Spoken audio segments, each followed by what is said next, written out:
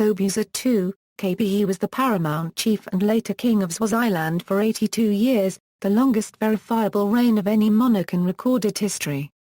Sobhuza was born on July 22, 1899 at Zombodze Royal Residence, the son of Inkhosikati Lomawa and Ndwandwe and King Ngwane. When he was only 4 months old, his father died suddenly while dancing in incwala. Sobhuza was chosen king soon after that, and his grandmother Labotsibeni and his uncle Prince Malunge led the Swazi nation until his maturity in 1921. Sobhuza led Swaziland through independence until his death in 1982. He was succeeded by Mswati III, his young son, with Inkhosikati Ntfombi Tfwala, who was crowned in 1986. Early life and education. Ngwane Sobhuza was born in Zombodze on July 22, 1899. He ascended to the throne after the death of his father, Ngwane, as King of Swaziland on December 10, 1899, when he was only 4 months old. He was educated at the Swazi National School, Zombodze, and at the Lomawa Institution in the Eastern Cape, South Africa, before assuming the Swazi throne as Paramount Chief at the age of 22. His grandmother, Labotsibeni Mdluli, served as regent throughout his youth, formally transferring power to the Ndwandwe on December 22, 1921. Kingship. Sobhuza's direct reign would endure more than 60 years, during which he presided over Swaziland's independence from United Kingdom in 1968, after which the British government recognised him as King of Swaziland. Early in his reign, Sobhuza sought to address the problem of land partitioning deprivation instituted by the British authorities in 1907. He did so by first leading a delegation to London to meet with King George V and petition him to restore the lands to the Swazi people. He again took his case on the land issue in 1929 to the Privy Council. He was defeated by the terms of the Foreign Jurisdictions Act, which effectively placed the actions of British administrations in protectorates beyond the reach of the British courts. Sobhuza's role during this colonial period was for the most part ceremonial, but he still had major influence as a traditional head of the Swazi nation. In 1953 he attended the coronation of Queen Elizabeth II in London. In the early 1960s Sobhuza played a major role in events that led to independence for his country in 1968. He opposed the post-colonial Westminster Constitution proposed by the British government, in which he was assigned the role of constitutional monarch.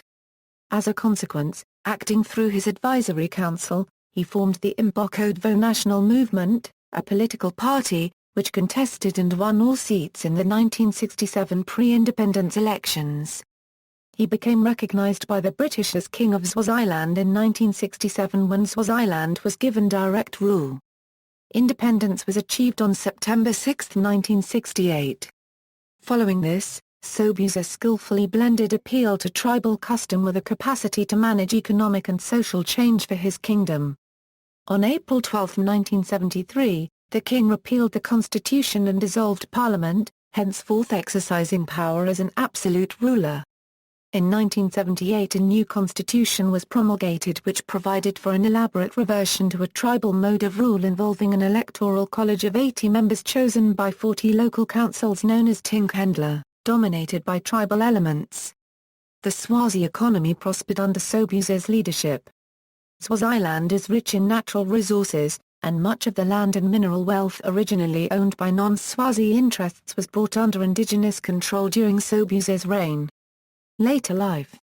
Sobhuza celebrated his Diamond Jubilee in 1981. At this time, he had successfully restored and indeed strengthened the monarch's role as the chief arbiter of decision-making in his kingdom.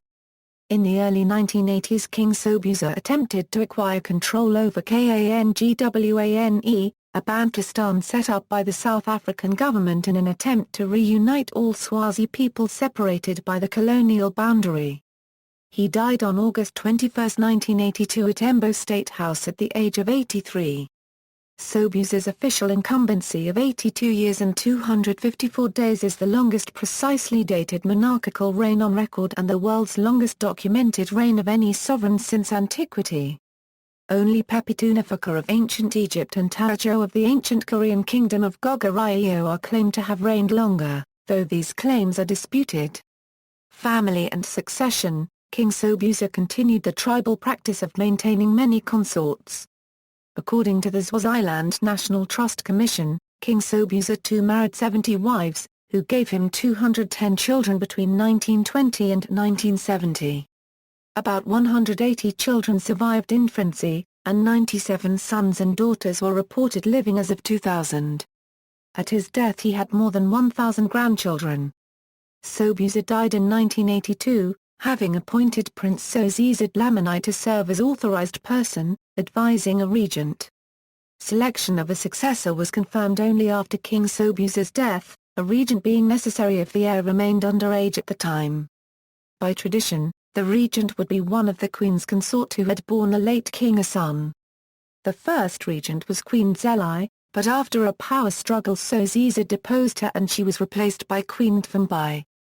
During this period Andy Warhol boosted her renown, and that of Swaziland, by including her portrait along with those of Elizabeth II of the Commonwealth realms, Beatrix of the Netherlands and Margrethe II of Denmark in his Reigning Queens series. Ntombi reigned on behalf of her young son by King Sobhuza, Prince Inkhosikati Ntfombi, who was designated as Crown Prince or Mthwana. He was crowned King Mswati III in 1986. One of Sobhuza's sons-in-law was Goodwill Zwelithini ka Bheki Zulu, King of the Zulus of South Africa, who married the Swazi king's daughter, Princess Ntfombi, at Lomawa in June 1977. Another in-law is Sanani Mandela, the daughter of former South African President Nelson Mandela, who belonged to a cadet branch of the Thembu dynasty which reigns as paramount chiefs in the Transkei. She wed Sobhuza's son, Prince Thembu Dlamini who, although an older half-brother of Mswati and Ntfombi, did not inherit the Swazi throne, instead launching, with his wife, an enterprise in the United States. Honors. National honors Grand Master of the Royal Order of the King Sobhuza II. Foreign honors Knight Commander of the Order of the British Empire, Civil Division, Supreme Companion of the Order of the Companions of OR Tambo, posthumous. See also, Politics of Swaziland, List of people with the most children. References. External links, History of His Majesty, King Sobhuza II, King Sobhuza II Portrait of Sobhuza II of Swaziland by South African artist Neville Lewis.